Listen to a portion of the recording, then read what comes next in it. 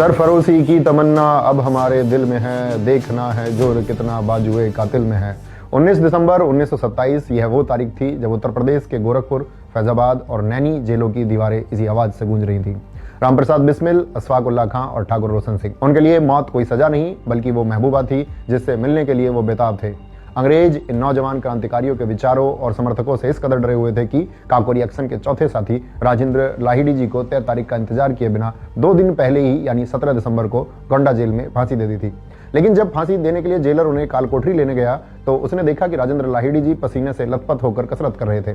Jailer ने हैरान होकर के पूछा, मरने से पहले लाहिड़ी तुम कसरत क्यों कर रहे हो?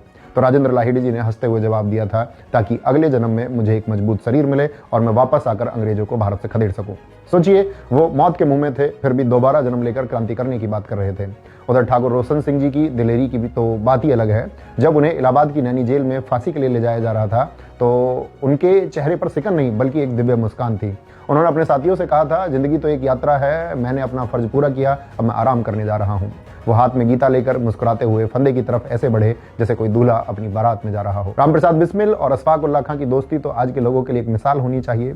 बिस्मिल जी ने अपनी आत्मकथा में लिखा है कि एक बार जब अशफाक को तेज बुखार चढ़ा तो वो बेहोशी में राम राम चिल्लाने लगे। घर वालों को लगा कि मुसलमान होकर राम का नाम कैसे ले रहा है, लेकिन वो भगवान राम को नहीं अपने जिगरी यार रामप्रसाद बिस्मिल को याद कर रहे थे।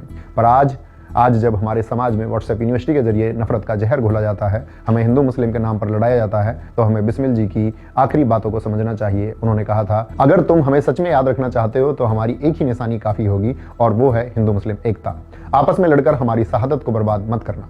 उनकी शहादत सिर्फ आजादी के लिए नहीं थी, वो एक ऐसे भारत के लिए थी जहां चरित्र और इंसानियत महान हो, जाति या धर्म नहीं। फांसी के फंदे को गले लगाने से पहले जब बिस्मिल जी की मां मूलमती देवी जी उन्हें मिलने जेल आई तो अपनी मां को देखकर उस लोहे जैसे मजबूत क्रांतिकारी की आंखों में भी आंसू आ गए थे।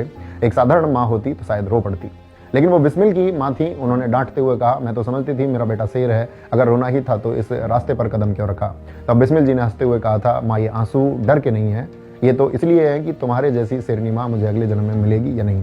और फिर 19 दिसंबर 1927 की सर्द सुबह में वंदे मातरम के नारों के साथ में वो तीनों हंसते हंसते फांसी के फंदे पर झूल गए। प्यारे साथियों, आज उन शहीदों को नमन करते हुए खुद से एक कड़वा सवाल पूछना, जिस आजाद भारत के लिए वो कुर्बान हुए, क्या ये वही भारत है जहां आज भी लोग धर्म जात पात के नाम पर लड़ते हैं, जहां भ्रष्टाचार को हुनर और ईमानदारी को बेवकूफी समझा जाता है? सच्ची श्रद्धांजलि क्रांतिकारियों की मूर्तियों पर फूल चढ़ाने में नहीं है। सच्ची श्रद्धांजलि तब होगी जब हम नफरत फैलाने वालों की कठपुतली बनने से इनकार कर देंगे, जब हम किसी के बहकावे में आने के बजाय अपने विवेक का इस्तेमाल करेंगे, जब हम किसी के पीछे आंख मूंद कर चलने वाली भीड़ नहीं बल्कि खुली आंखों से सच देखने वाले नागरिक बनेंगे, जब हम सही को सही और गलत को गलत कहने की हिम्मत करेंगे। अपने अंदर के बिस्मिल और अशफाक को जगाइए, क्योंकि मुर्दा इंसान लहरों के साथ बहता है पर जिंदा इंसान लहरों को चीर कर आगे बढ़ता है। काकोरी के अमर शहीदों को मेरा सत सत नमन। जय हिंद, जय मां सरस्वती।